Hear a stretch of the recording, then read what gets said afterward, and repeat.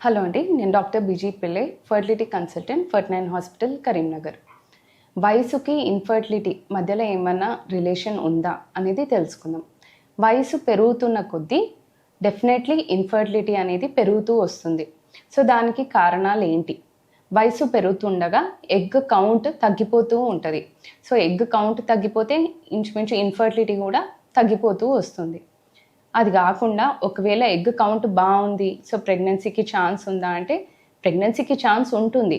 కాకపోతే egg count తగ్గడమే కాకుండా egg normal ఉన్న జెనెటిక్ ఫ్యాక్టర్స్ రోల్కి వస్తుంది.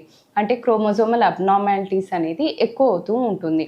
సో వయసు పెరుగుతూ ఉన్నప్పుడు కణాలు మిస్టేక్స్ ఎక్కువ చేస్తూ ఉంటాయి అన్నట్టు. సో కణాల్లో సగం సగం క్రోమోజోమ్స్లా డివైడ్ అవ్వాలి. సో వయసు అవుతున్న కణాలు ఏం చేస్తాయి అంటే సగం సగం చేయకుండా సగం కన్నా ఎక్కువ చేయడం, తక్కువ చేయడం.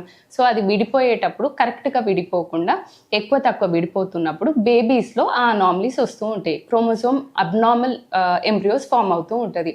క్రోమోజోమల్ అబ్నార్మల్ ఉన్న ఎంబ్రియోస్ నిలబడదు, అంటే it will not live for long. ఆ ఎంబ్రియోస్ మనకు దక్కవు. లేదా అది ఒకవేళ దక్కిన బేబీ అనేది అబ్నార్మల్గా పుట్టడం, క్రోమోజోమల్ ప్రాబ్లం రావడం ఇవన్నీ జరుగుతుంది.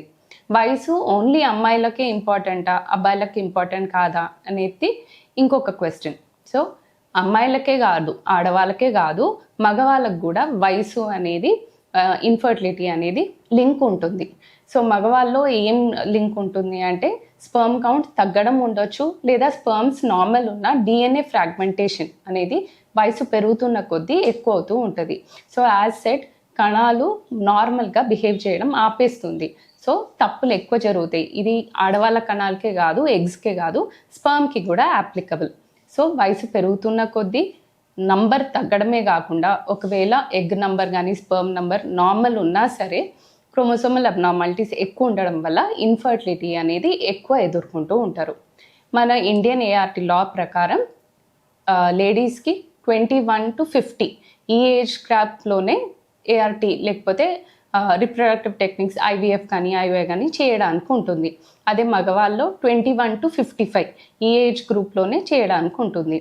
సో 50 కన్నా ఎక్కువ ఉన్న ఆడవాళ్ళకి కానీ 55 కన్నా ఎక్కువ ఉన్న మగవాళ్ళకి కానీ ట్రీట్మెంట్ అనేది ఇవ్వడం కుదరదు.